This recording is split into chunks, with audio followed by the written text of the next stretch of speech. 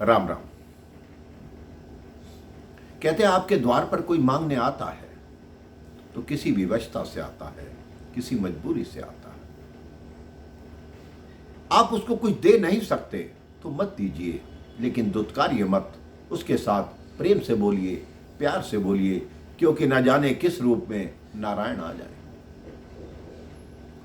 किसी गांव में एक घर के आगे 3 संत भिक्षा की पुकार करने लगे।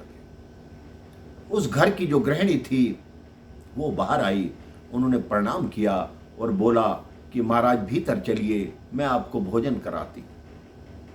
उन संतों ने कहा कि आपके पति इस समय घर पर हैं। उस महिला ने कहा नहीं, अभी तो मेरे पति घर पर नहीं हैं, लेकिन दोपहर बाद आ जाएंगे। उन संतों ने कहा ठीक है, जब आपके पति घर पर आ जाएंगे हम तभी भोजन करेंगे।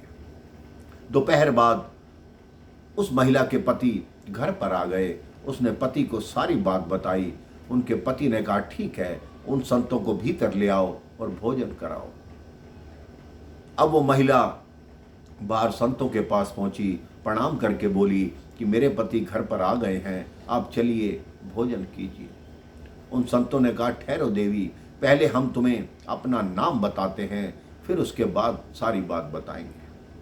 पहले संत ने कहा मेरा नाम धन है, दूसरे ने कहा मेरा नाम सफलता है, तीसरे ने कहा मेरा नाम प्रेम है, और हम तीनों की एक शर्त है कि हम तीनों में से केवल एक ही भोजन करने जाएगा, 2 नहीं जाएंगे।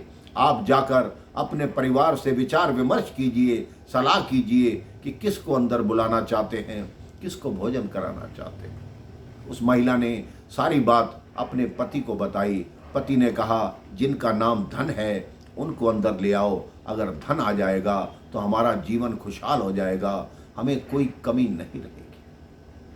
पत्नी ने कहा नहीं, जिनका नाम सफलता है उसको बुला लेती हूँ, उनको भोजन कराऊंगी, क्योंकि सफलता आ जाएगी तो आप भी जीवन में सफल होंगे, हमारी पुत्री जो पढ़ रही है उसको भी सफलता मिलेगी।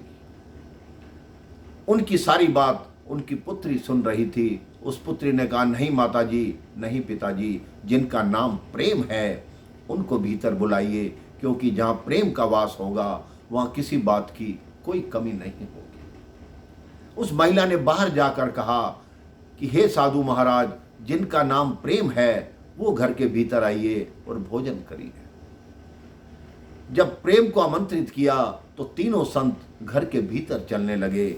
उसने कहा मैंने तो एक को आमंत्रित किया और आप तीनों आ रहे हैं। तब उन 2 संतों ने कहा जहाँ प्रेम का वास होता है वहाँ धन और सफलता अपने आप उसके साथ चलती है।